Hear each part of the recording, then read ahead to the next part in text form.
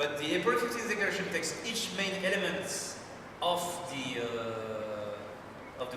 protocol of May the 5th and makes it really, really bad. On the question of the new Mass, for instance, the May the 5th Protocol simply states that the new Mass is valid if it is celebrated with the intention of what the Church does, which is the position of the society. It's our position, it's the position of the resistance on the new Mass.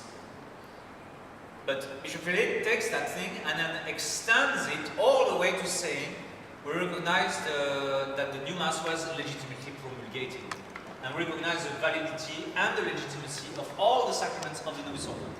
When we know perfectly that it's very likely that the sacrament of confirmation is invalid. And then we have, great issues with the right of Novus Ordo ordinations. You got a study of Michael Davis, the Order of Melchizedek, and it's very worrying when you read the document of Leo XIII, Apostolicae Curae. So we are very worried about the new rite of ordinations. So that's why what Bishop Williamson did with Father Iglesias, with Father Elijah just a few weeks ago, and what he's going to do again elsewhere, these convalidations were the current policy of the society. And when we do that, we do two things. First, we guarantee your security, your sacramental security, and second, we profess that there is a doubt on the Novus Ordo sacraments. Some of us believe that it is a small doubt, others tend to argue it's a bigger doubt. I'm more inclined, the more I study the question, the more I am inclined to doubt. Even though it's not, I don't say it's, I'm not absolutely sure that Novus Ordo ordinations are invalid. But you see the progression between the, stating the usual position of the society about the new Mass, and going all the way to acknowledging the validity of all the sacraments, and that the new Mass is legitimately promulgated. Father Rieu, I listened to a lot of the conferences by Father Rieu, which most of the people here wouldn't hear because he speaks in French. Yes. And in canon law, and then he adds in, I think the same paragraph that you're talking about, he says Bishop Philippe added the word legitimately promulgated. Yeah. That's the only word he adds in about the Mass, yes. Between the two. So he's basically, as far as the aggravates. Yeah, they reckon that he's actually clarifying it by saying legitimately is what Archbishop Lefebvre would have put there or should have put there, and this is what I'm playing sort of devil's advocate, but at the same time I want to clarify this in my mind because this is a big. But Bishop Philippe adds also, we recognize the validity of all the sacraments of the Novus Ordo, which is not in the May the 5th. In canon law, Archbishop Lefebvre conceded that we can recognize the disciplinary laws of the new code that regulates the punishment of priests or whatever and everything. But the rest he did not recognize. Whereas the April 15th Declaration says we recognize all the laws of the Church, especially the new code of canon law. So it's not just maybe conceding the disciplinary laws of the new code, then he embraced the entire law, not just the disciplinary one, but he also adds especially, that we will follow, especially the new code of 1983. And this has appeared, for instance, in our decrees of expulsion, my decree of expulsion. The new code is quoted ahead of the code of 1917. And then there's a schizophrenia, since then. Like in the decree of Father Pinault, they put the two codes, sometimes the new code ahead or behind. And at the end of the document, Father Pinault is condemned in virtue of the new code of canon law with no mention of the old code. So in matters of discipline, Bishop Philippe right now is following just the new code. That's fresh from the print. Father Pinault was thrown out, or caused to be thrown out very recently, just a few weeks ago. And on Vatican II, it's the same thing, but Bishop Philippe will go much more in detail. He says, religious liberty, Dignitatis Humanae, is reconcilable with tradition, with difficulty, but it is Archbishop Lefebvre would never have said that, did not say that at all in his May the 5th, which is still, very unfortunate. But what's interesting thing in Arthur Lefebvre is that when he made a mistake, he was able to recognize he made a mistake, admit that he made a mistake. And that was comforting for us at that time. And also the heroicity of Arthur Lefebvre is that he was surrounded by priests who told him to sign and to sign and to sign. I can accept that what you're saying there, that he was under pressure to sign at that time on the day. Yes. It's just that first paragraph that he puts into his withdrawal where he says, with satisfaction or with pleasure, that I put my signature to this document.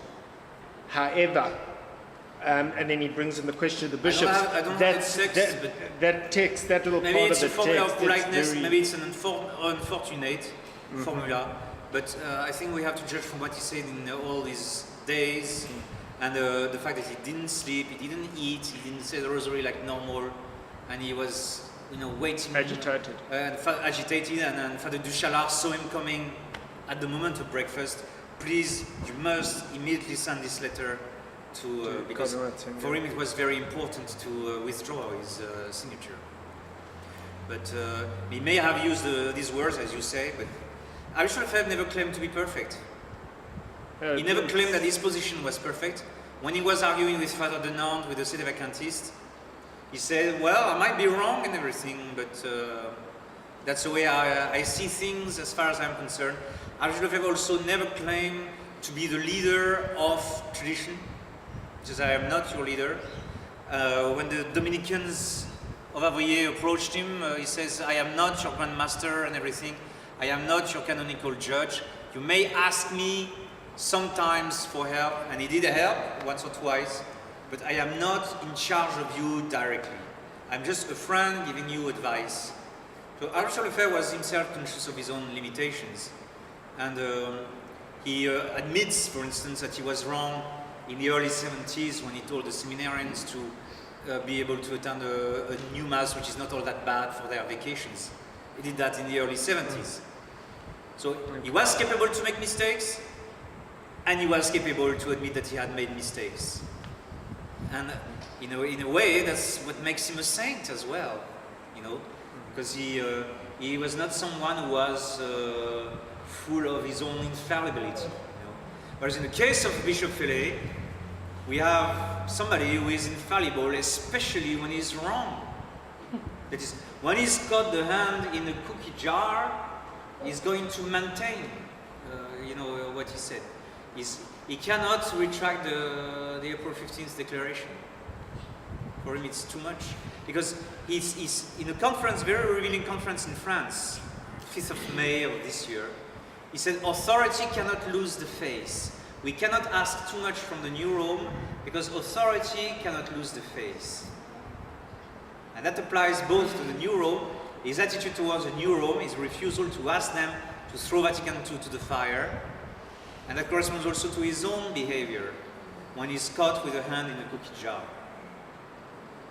Right now he probably has the remorse of having written the April 15th declaration, but he hasn't got the contrition. See that there's a difference between remorse and contrition. Saul had remorse. David had contrition. So there is no contrition and there is no retractation. But they say he has retracted.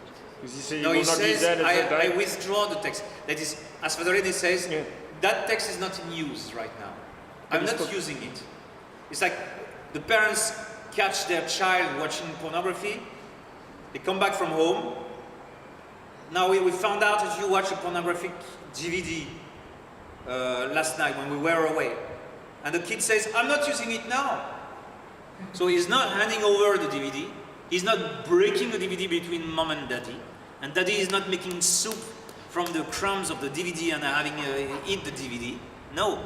It's just the boy is keeping the DVD in his bedroom and he's promising his parents that he's not using it. What kind of parents is that? He's withdrawing it because it caused confusion. It's causing division. Because it was too subtle and a lot of our superiors didn't understand. It's a subtle theft. There is some priests possessed by the devil or moved by Satan exaggerate his words, overinflate his words, and don't understand that it is a subtle text. It's a, as Father Thiemann says, it's a good diplomatic text. Whereas what needs to be done in these grave circumstances, he takes the 5 main errors of the document and he retracts them one by one. That needs to be done. A retractation is nothing. He said, I retract it if you will. He said it to Mr. Storez at the last summer at the Université d'été, summer university in France, Saint-Malo. Mr. Storez stood up and says, that text is a shame, you must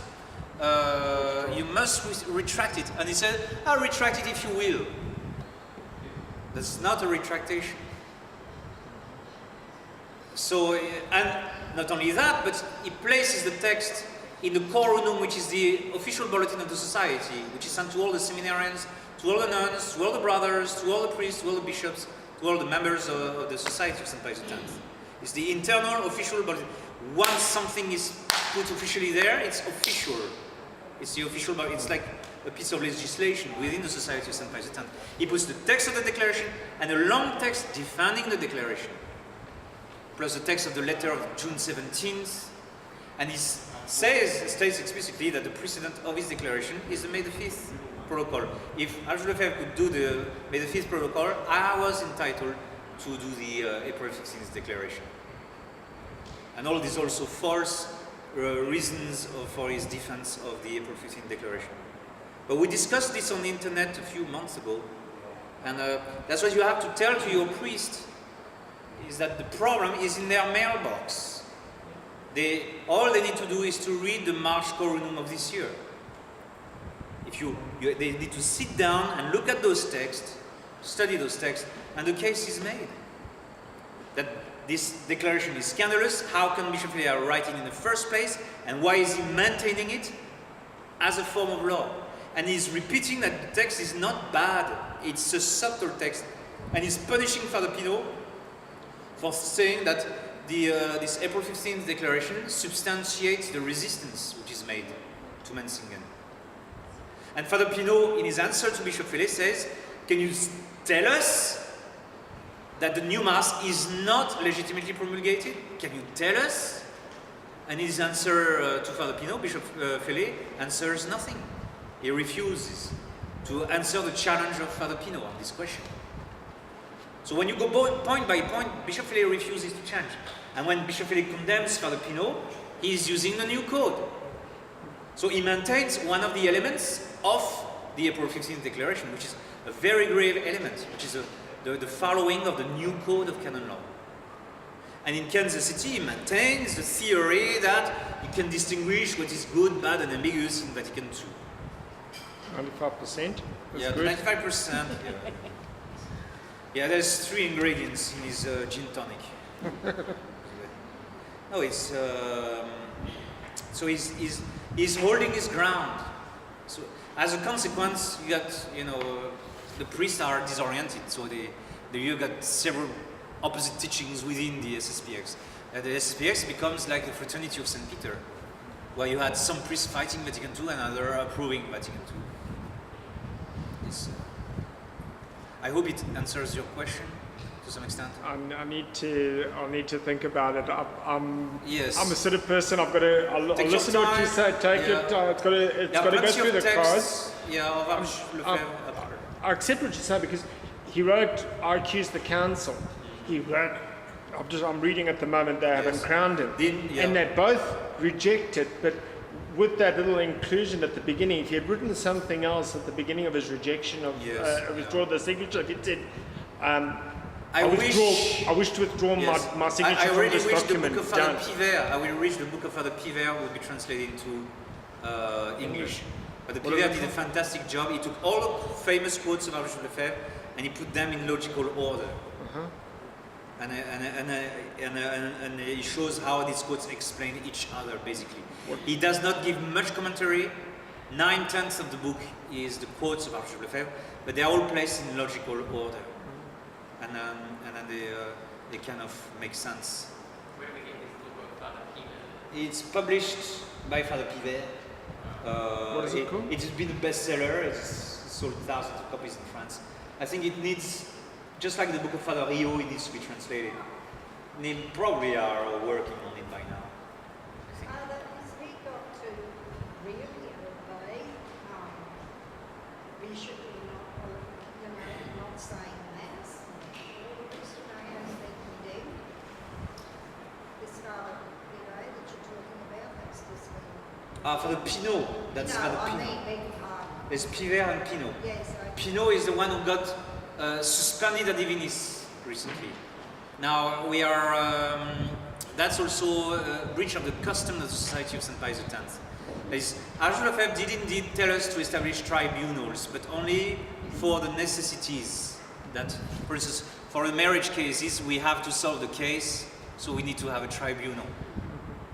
So for that, but it's sufficient for Bishop Philip. If Bishop Philip thinks that he is his own right, simply to expel us because we disagree with him. But to make a suspension ad divinis, it's a canonical sanction that is normally issued by a regular ordinary jurisdiction. So he is acting as if he had an ordinary jurisdiction. Just like Bishop Philip has put Bishop Galareta as master of the Dominican order. That's also wrong. That's doubly wrong because we don't have ordinary jurisdiction, and second, we don't know the bylaws of the Dominicans, so we cannot be accredited to be the masters of the Dominicans. So, in the case of what Father Pinot's case revealed is that they are making themselves more and more like, a cult or But he doesn't have to obey that, does he? No, he's not obeying it. Yeah, he's saying the Mass and his external resistance he has joined. Yeah. Has he been released from Zardov? Sorry. No, he says, I'm not going to Montgardin.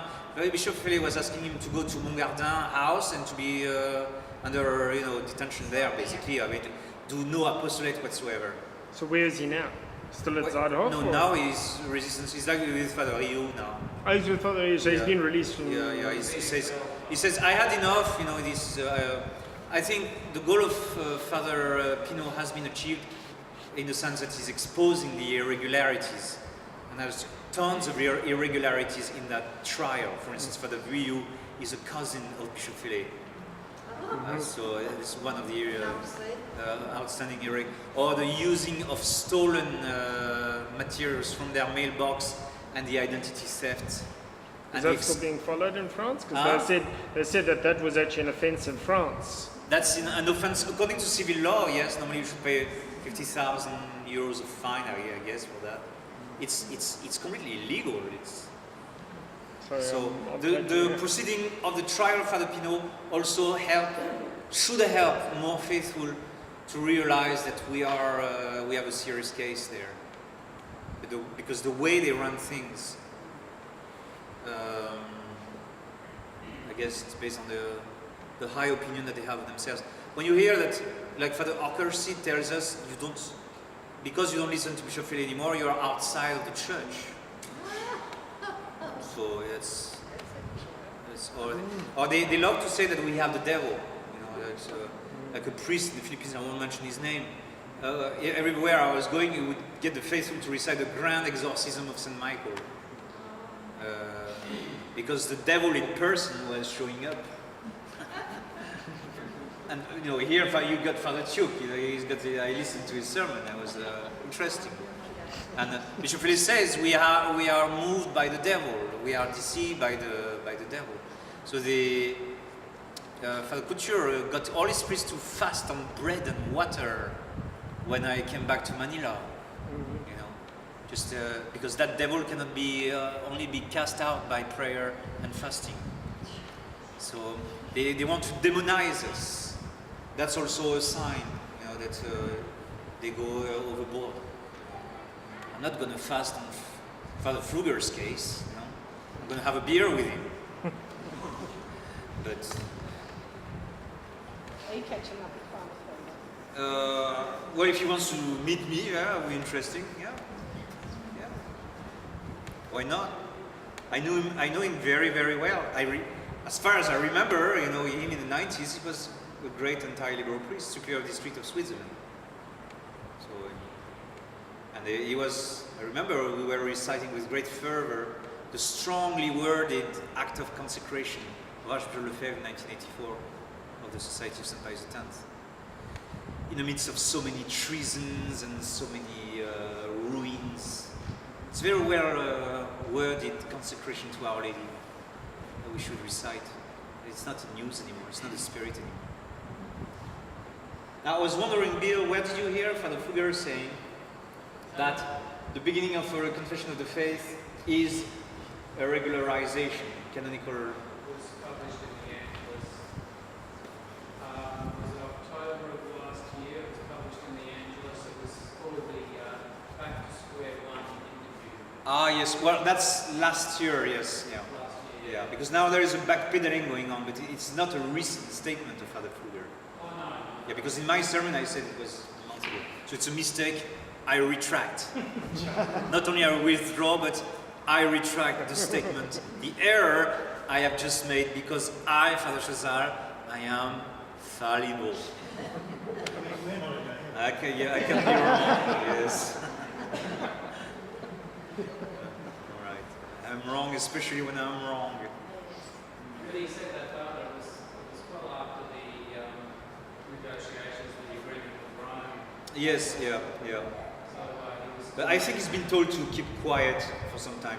But maybe now he's got interesting new things to say in his sermon of today. We'll see what he said.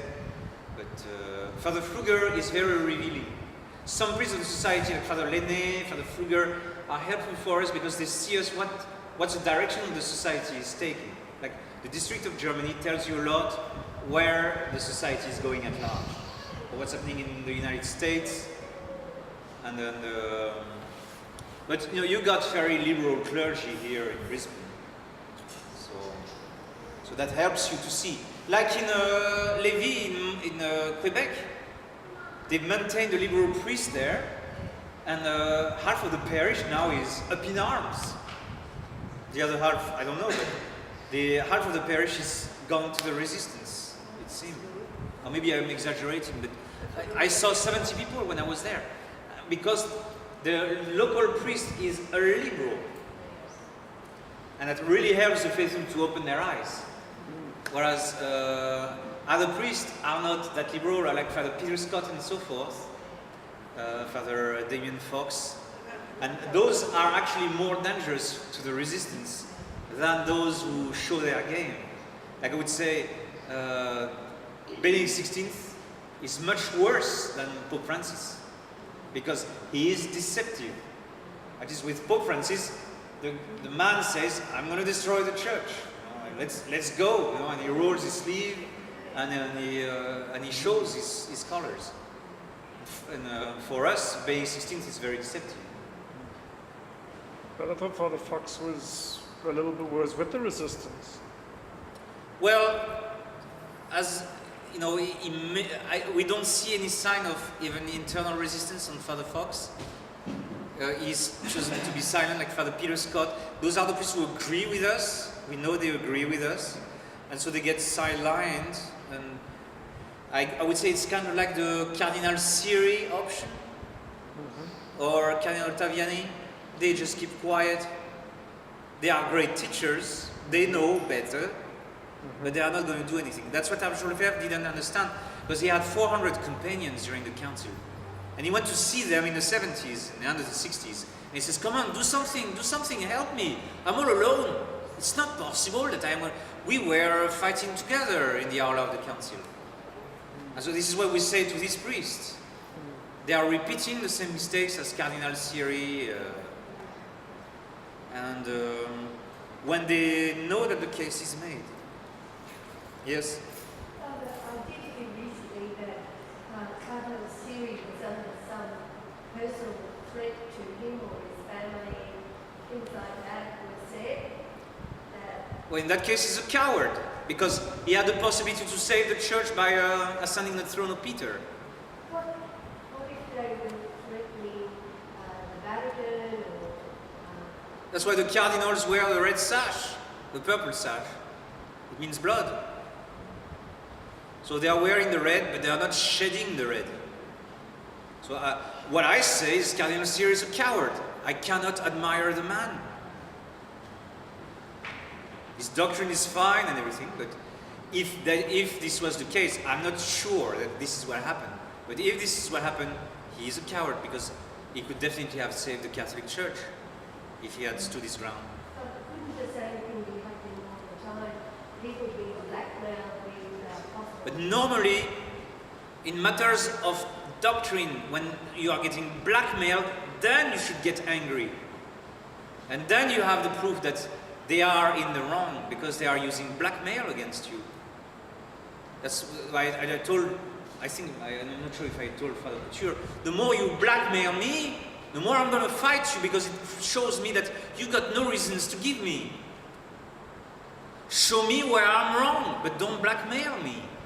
All you have to give us, I think I told Father Couture last year, all you have to give us is threats. Because you know better, you know as we know, that this is not the 2006 recommendations. That's what's happening. We were talking in May of last year. You know as much as we do the principles of the 2000s, and that it's in complete illegality that Bishop Fele is doing what he's doing.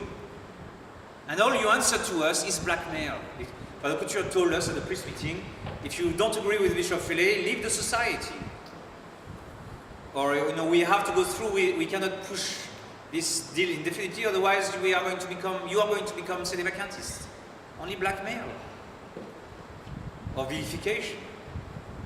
So I think for a cleric, if he hears blackmail from his confreres, it means they are running out of arguments. If that's the only thing they can give. How could Bishop Fellow get rid of Bishop Williamson in the first place? I mean, he didn't do anything really wrong to dismiss him. It's very, very strange, because Bishop Williamson was in his attic in London, and Bishop Fele could have left him, forbidding him to write his Ellison comments, but life would have gone on in the attic in London, and Bishop Williamson would not be going around and giving ordinations and confirmations. He would still be in his attic writing his letters. And with the years, he will become more and more harmless to the position of the resistance. But Bishop Fele saved the resistance by throwing Bishop Williamson out. Because now we are endowed with a bishop, so we got much more credibility. I'm not sure if I would find half of you in this hall today if Bishop Williamson had not been expelled. Because they bring more witnesses to the case. Just like when they throw out Father Pino, it's another head which is rolling, but it's another witness that is standing. And so the more they are piling witnesses to the position of the resistance, the more people are joining with the resistance, and that creates a cycle of heads rolling. So other heads are slated for the chop. I won't give you their names yet. They got to go their way on their own, and they asked me to be discreet, but other heads are going to be chopped. I'm sure there are enough waiting to come people haven't But frightened to death. yes, but I think Bishop Fele cannot help but use the axe. Because he thinks that he has a mission from God. Yes, he says you are not supernatural. He says your vision is not supernatural. That is, my understanding of things is based on the Spirit of God. And that's dangerous. That's cultish. That's cultish, yes. Yeah, it's dangerous. Yes? You mentioned Mother Mary Jewett before we talked about the May 5. After the May 5, there was a reunion in Courtalin, and they had all the friendly communities of tradition. And it's the nuns who really told him not to have a deal. At that time, they were really thinking straight. Those Dominicans, Brignol and Fangeau, and the Carmelites, Mère Marie Christiane, and Mother Mary Jude of the Sister of the Society. There was unanimity on the side of the nuns against the deal. What about now, Father? Now the Dominicans are gone. They are both Fangeau and Brignol are big time for the agreement. Brignol is for the agreement. And the society? And the Society nuns, 0. Carmelites, well, we have one Carmel. And some nuns seems to have been transferred by Bishop Galarreta from convent to convent because some Carmelites probably have given private reservations about the going-ons of last year, and they were transferred. Bishop Galarreta is doing the job of putting down the flames for the... Yeah, but that may backfire eventually, because the monks and the nuns are much slower to act. They are not built for crisis situation. The Franciscans, Father, are they still in spirit with the resistance? The Capuchins, my brother is a Capuchin.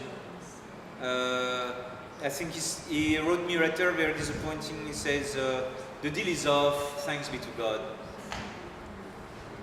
So, but he still, he disagrees with the April 15th declaration. But his foreign Father Antoine, who chooses not to do anything, and two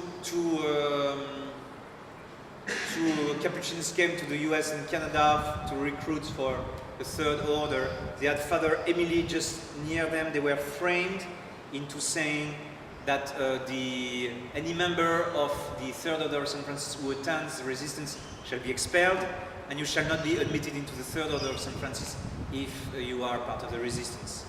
So they were framed, forced into saying that. They consented to say it. I'm not sure if they said it willingly or not. So that's on their side there might be some cracks.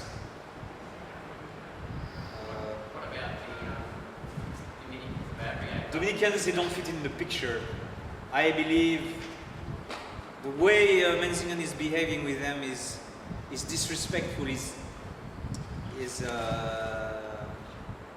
I think the Dominicans, even if they don't want to join the resistance, they will be thrown out. They don't match the new line. Their Celle de la Terre still, pounces heavily on Pope Francis, the New Vatican, and there is a mismatch with the official vision of Menzengrad. Who's the superior there, Father Father? Pierre-Marie, Does he speak English? he probably does, pretty smart. Yeah. Other question, yes?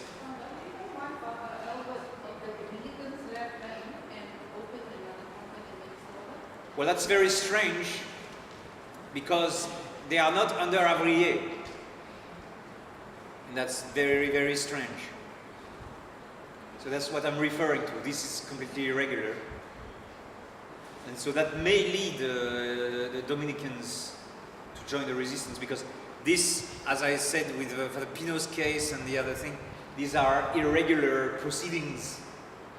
Archbishop Lefebvre would not have behaved that way.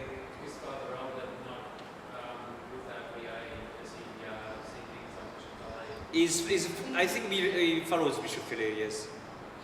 But strangely enough, some monks of these groups are against the deal with Rome. So they are themselves a mixed bag. But yes, it's, there might be some development on the side of the Dominicans. Right now, they are reluctant to join the resistance. I think the Dominicans want to see the pontoons safely laid down before crossing. Right now, as long as we have, for instance, only one bishop, we may have the truth, we have the truth, I believe, but we don't have the security. I think what they want to have is both the truth and the security before they join us. Where was Father Fate sent to?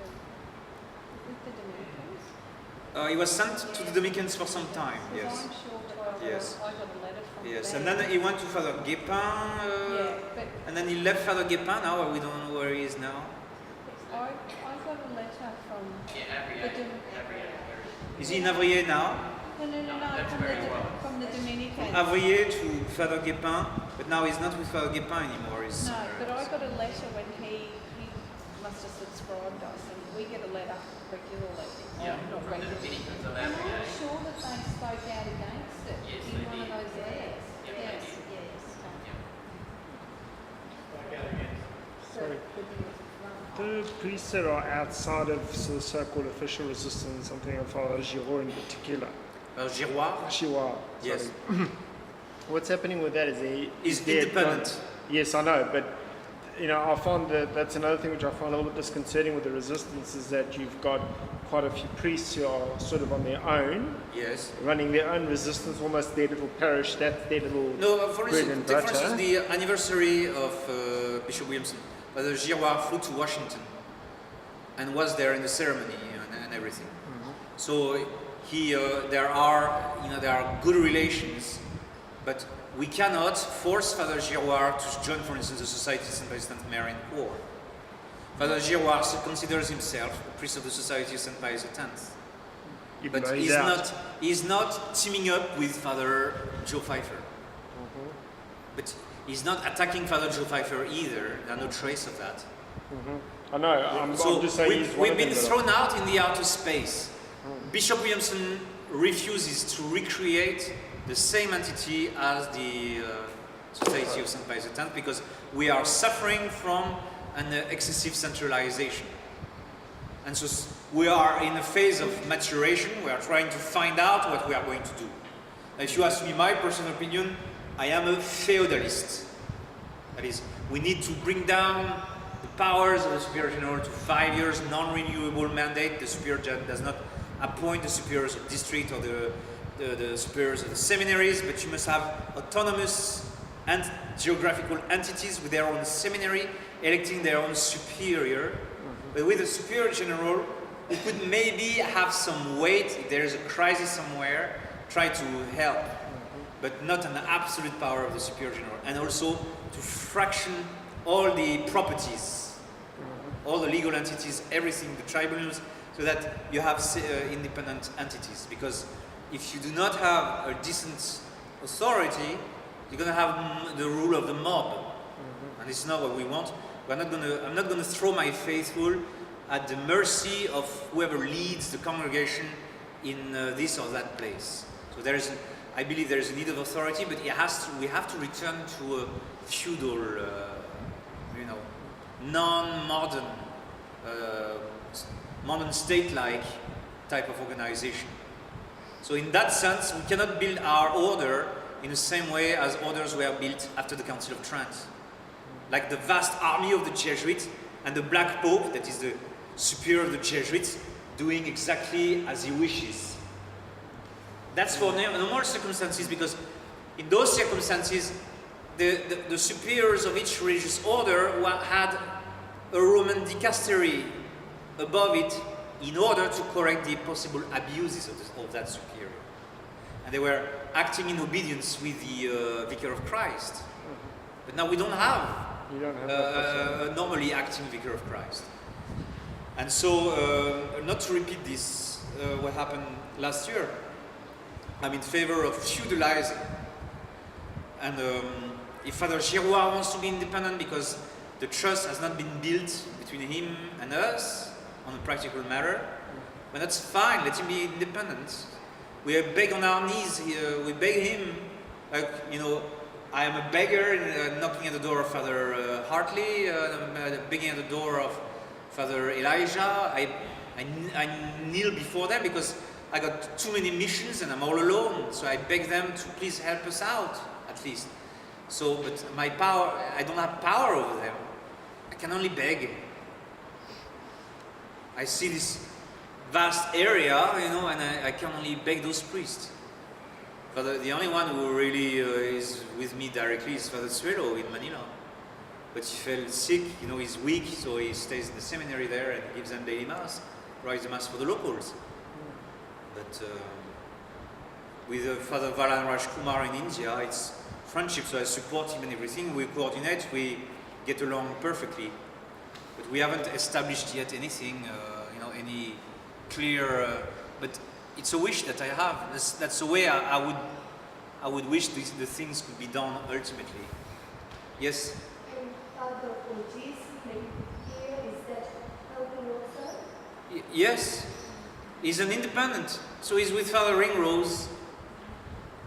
I'm not sure if he wishes to call himself SSPXMC.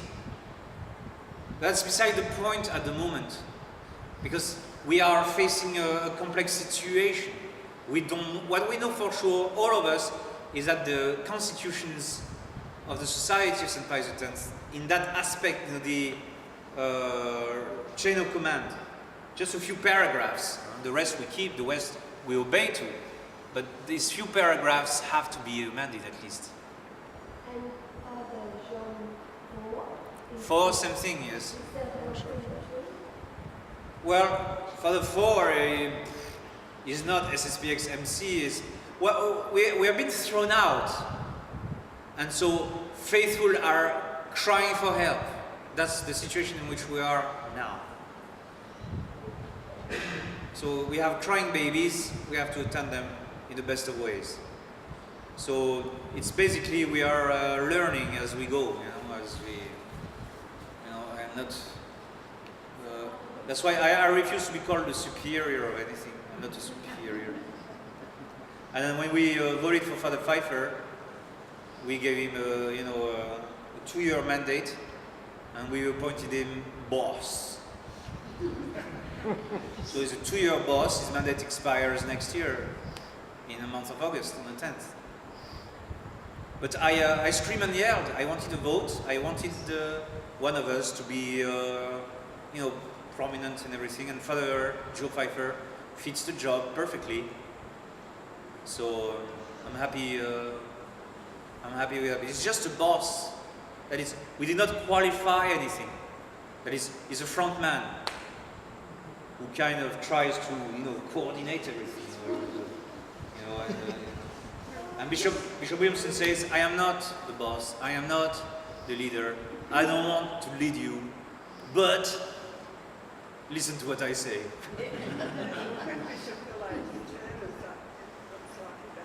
Bishop Philly, well, he can be re-elected. Yes. Yeah. So he's got 4.5 years to go. After that, he can be re-elected. But he's placed all his friends there. I'm pretty sure if he asks his friends, he will be re-elected. Friends. That would be a third of a century, more than a third of a century. Now he's got only a fifth of a century. So.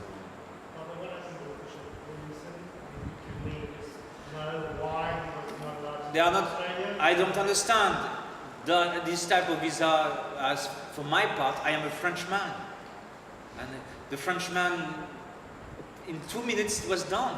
It's just a matter of computers, giving you the clearance. It was done at the airport of Singapore. I told His Lordship not to worry about it. So And then all of a sudden, at the last stopped at the minute, airport? denied. That's it. Yeah. He was at the airport ready to go, He was ready to ready get on to the go plane, and everything, and then they said nothing. yes, Sorry, yeah. can't go. Because it's a fast electronic visa that I guess they basically want to check you on their lists. I guess it did not compute with Bishop Williamson, because to my knowledge, it's an electronic, very fast visa. So I think there is more to it than simply them saying you applied too late and whatever. And, yes. But Bishop Williamson is an Englishman. Yes. You don't need a visa. That's what I don't understand. I am, a Frenchie. Normally, they should be aware of me because he's a member of the Commonwealth. There's a British flag on the Australian flag. I think you are still under Her Majesty. Your $5 bill is as Her Gracious Majesty. So there is more to it than a simple technical glitch. You had, it's those things happen. There is one chance in 6 million for those things to happen. If you understand what I mean. Can you just tell us a little bit more about Joe Pfeiffer's view of the nation of priests? I mean, Bishop Williamson alluded to. Well, we are very worried about the new breed of priests coming out of the XSPX seminaries. And so we are trying to make the adjustments to try to, cope with the problem. And so more training on the history of the church, the history of the revolution, more training on the acts of the magisterium, and at the expense of spirituality. So I give a spiritual conference, they read spiritual reading, they have spiritual direction, but we are rejecting currently this false supernaturalism that's going on. This feeling of supernature, and that there is a call, the church, is calling us and this newfound spirituality. And yeah, that newfound spirituality is flying right out of the window. Yes.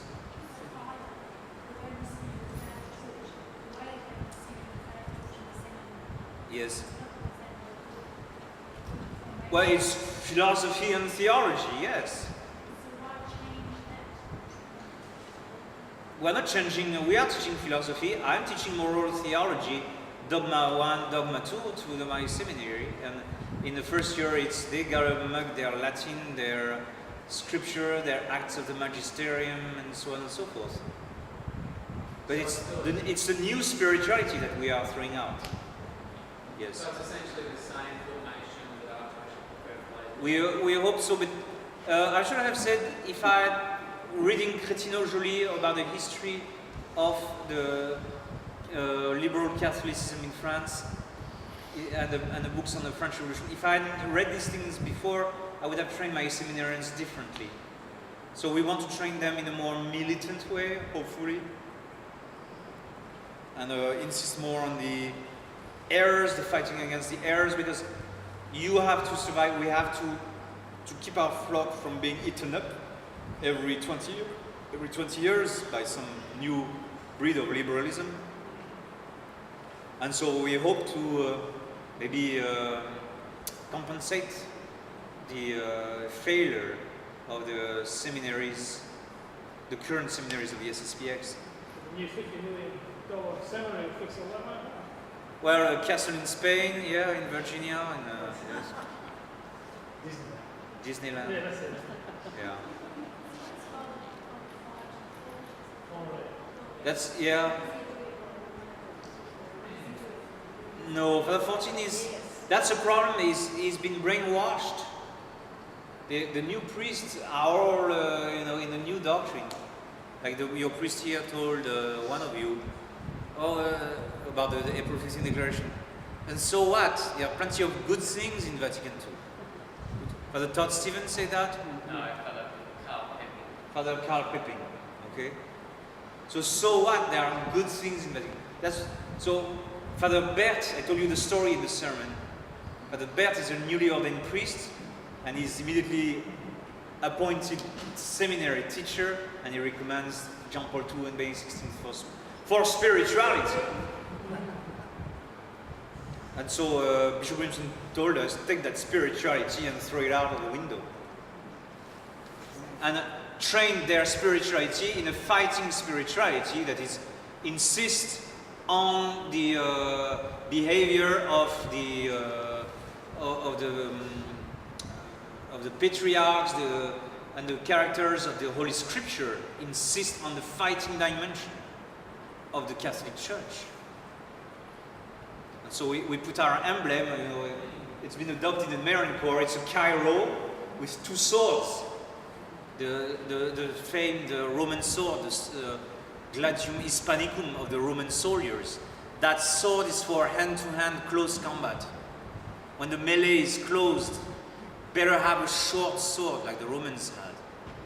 So we cross these two swords and we put the row, so they get the Chi row, the emblem of Christ, but with two swords. It's a fight.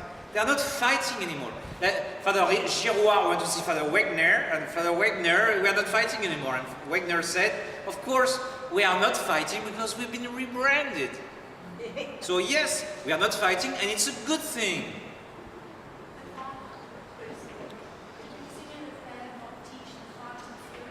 Well, he died in 1991.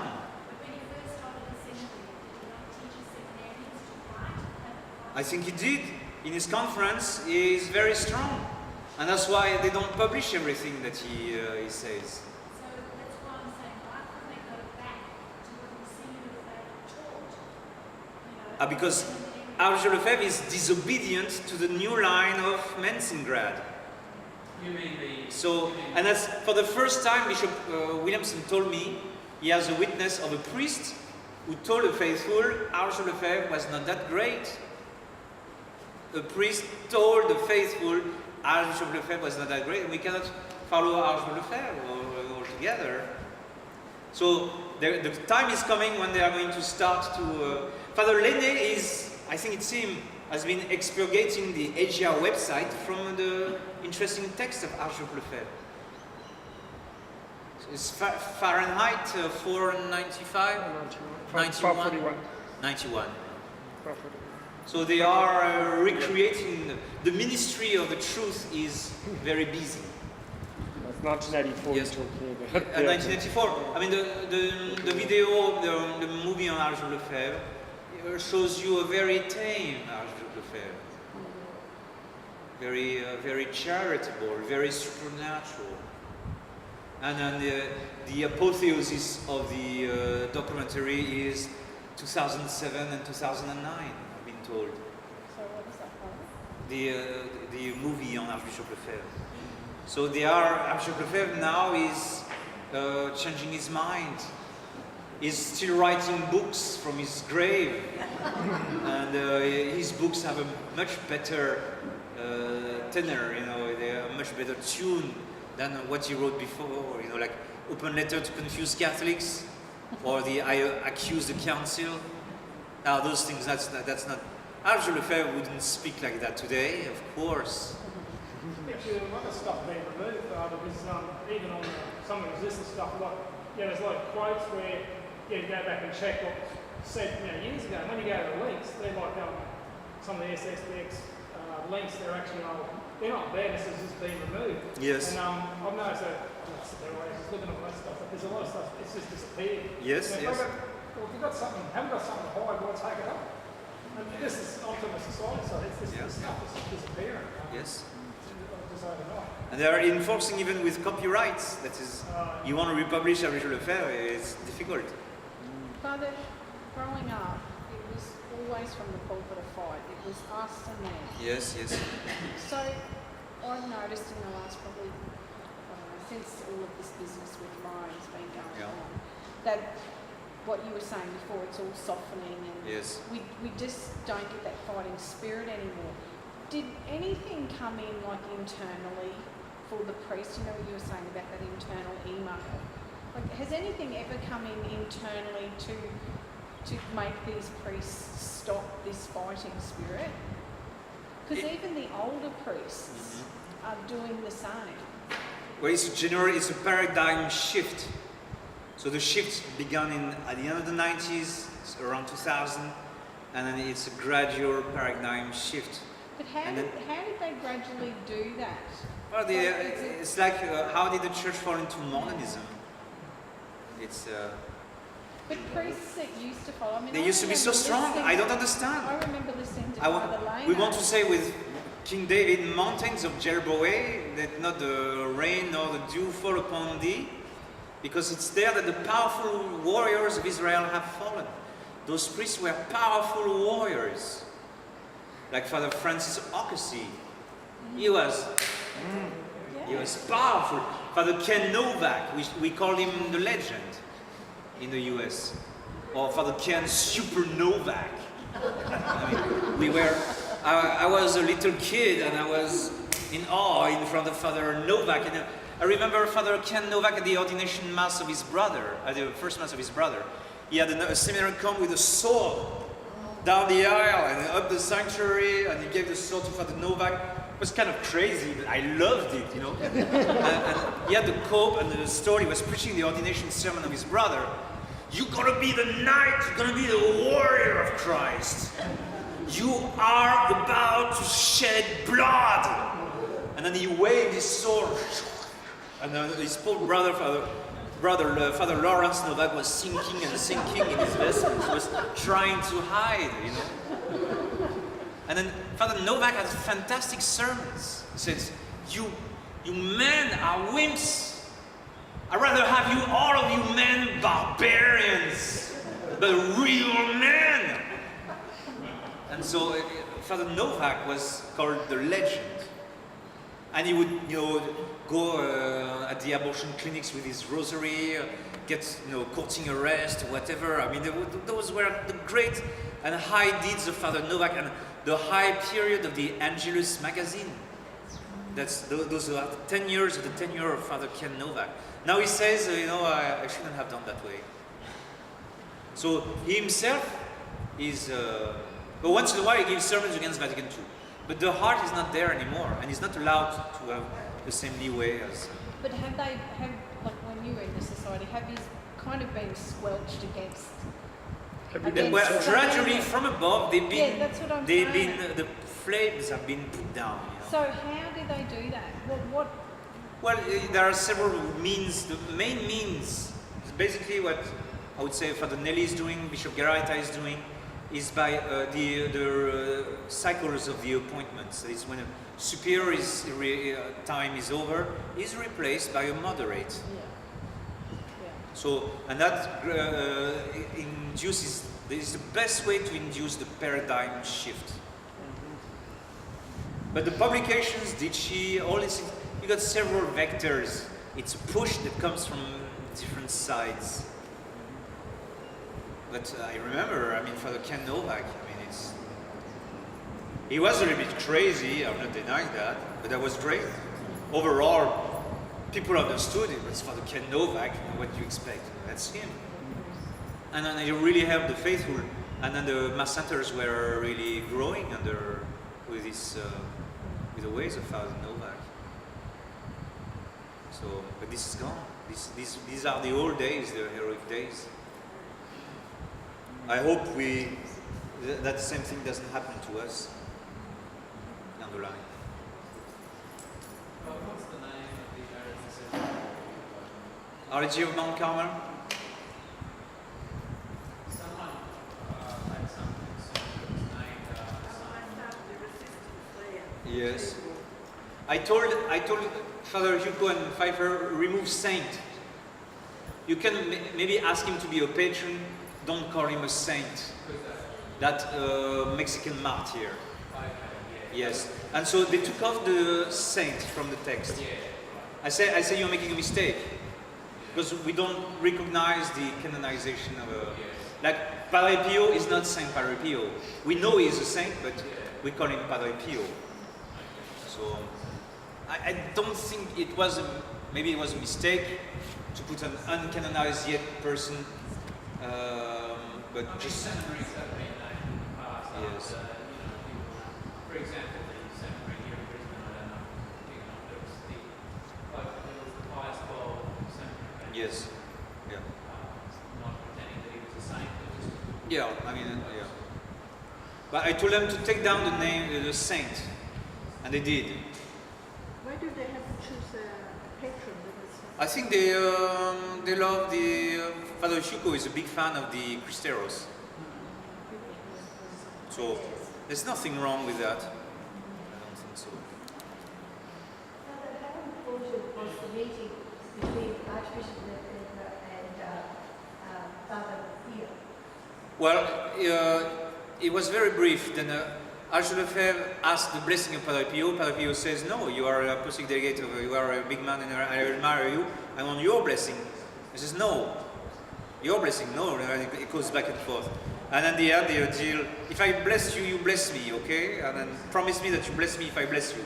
And so they blessed in each other's turn. And then you see there is a picture of Padre Pio kissing the ring of Archbishop Lefebvre. So it was a very friendly and brief meeting between the two. And Father Laurentin, I don't know which Novisordo, created the myth that Padre Pio cursed Archbishop Lefebvre. Nothing of the kind happened. Yes. Yeah. All right. Yeah. Maybe we are running out of questions. Yeah. I guess we are. He's in St. Mary's, Kansas. So he's brushed, in a little corner. He's still allowed to preach sometimes. He preaches sometimes sermons. It's not the same Novak as before. No.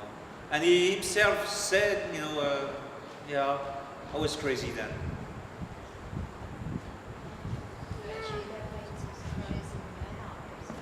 I think he's crazier now, yes. Behind that. He was very great with the youth, and he was the legend. Hugo says all the time, legend, where are you? Come back, legend! But no, yeah. Sorry, what about Father Hartley? How have you... Well, I'm supposed to meet him at 6 o'clock. What time is it? 6:30. Quite late, huh? What about his, but have you heard anything about his doctrinal formation? Is Bishop Williamson... When he whatever- talked to you for 20 minutes, you probably know as much as I do. I think his doctrine is good, is orthodox.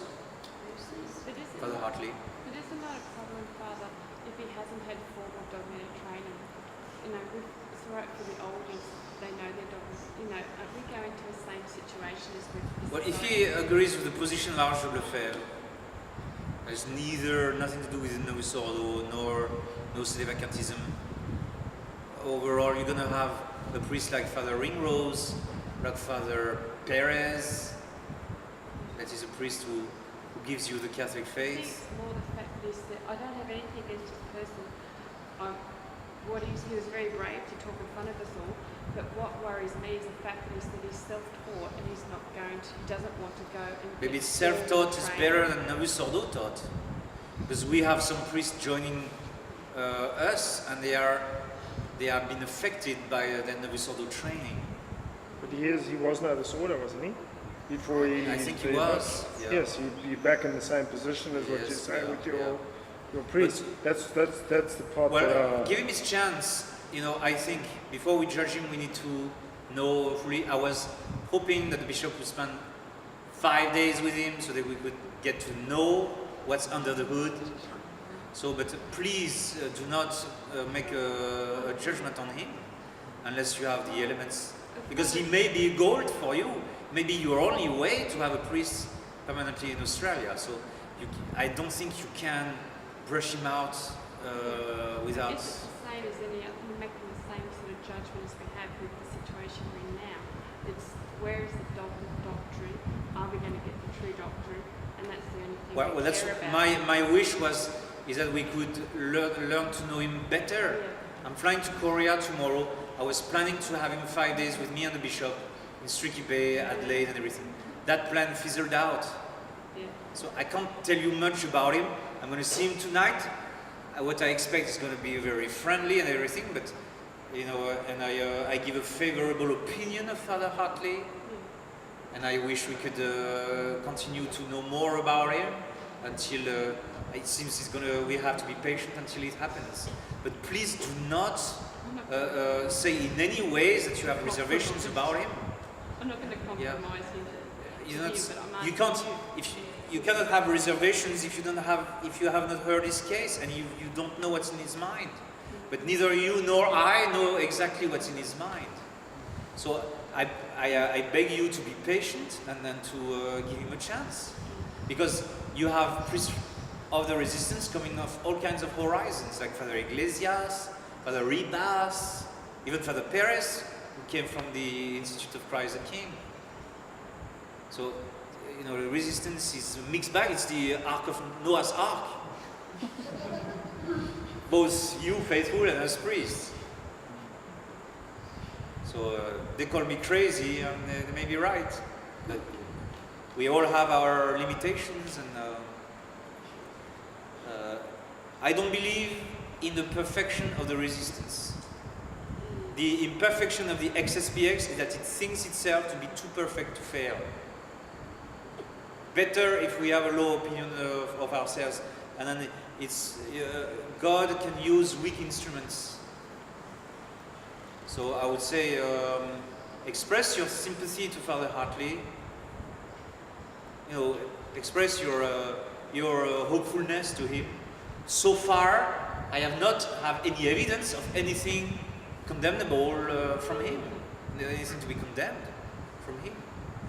Some people say, well, he's only using the rites before 1954, the pre-Bunini rite. But Father Ringrose is doing the same, Father Perez is doing the same. That's not the issue. It's not the issue. If the pre-55 rite triumphs, I'm not going to lose any sleep on it. No, the issue is that he said, and I mean, he might even change his mind, and you ask, he can change his mind, but the fact that he said that he doesn't want to go and study because he doesn't want to leave his flock for more than a week or 2 weeks, but how can he guide us if he's not prepared to? Well, that's why he needs to talk to priests, because we can know whether he knows his stuff or not. Exactly. That's But if we do not meet him, and if we do not talk to him, I think you should leave the matter to be discussed amongst us priests and wait for our verdict. So far, with a little I've talked to Father Hartley, not much, it looks good. That's my assessment. So far, it looks good. But I'm not giving you, I'm just giving a preliminary opinion. And I wish we can further come to know each other. And he himself is very shy. He doesn't want to move out of his group of 25 yet. Because if the two groups merge, and he's got 100 souls, and that's a big responsibility already. And he doesn't have room. Hasn't got no room, chapel, so it's too small. He already has to do. No, I beg of you, I beg of you, you can pay him individual visits, encourage him, and try to tell him that it was a misunderstanding. But What's the misunderstanding? well, he thinks that we are rejecting him. Or why would we get that opinion? But that's the way he has perceived things. That's what you call a misunderstanding. So, no, I think it's. Let us find out. We cannot pronounce ourselves before we find out. And so far, you have no priest of the resistance in Australia. There is no Father Cummins around. So you got the Cummings of priests, but no Cummins. Yes? He has not. Yes. Well, he's going to be very busy in France. He doesn't speak English. No. I'll translate for him, Father. Yes. I'll translate for him. Translate it for him. Yeah. Very wary of speak English. In France, they call me l'Américain. Because of your accent. Because Father. I speak English. I must be I'm abnormal, you know. So, I'm American. Well, it was good to talk to you. Give you my blessing. I see you in a few months from now, depending whether Father Ortiz stays or goes. Benedictio Dei Omnipotentis, Patris et Filii et Spiritus Sancti, descendat super vos in maniat semper. Amen. All right. God bless you. Thank you. Just step the chairs.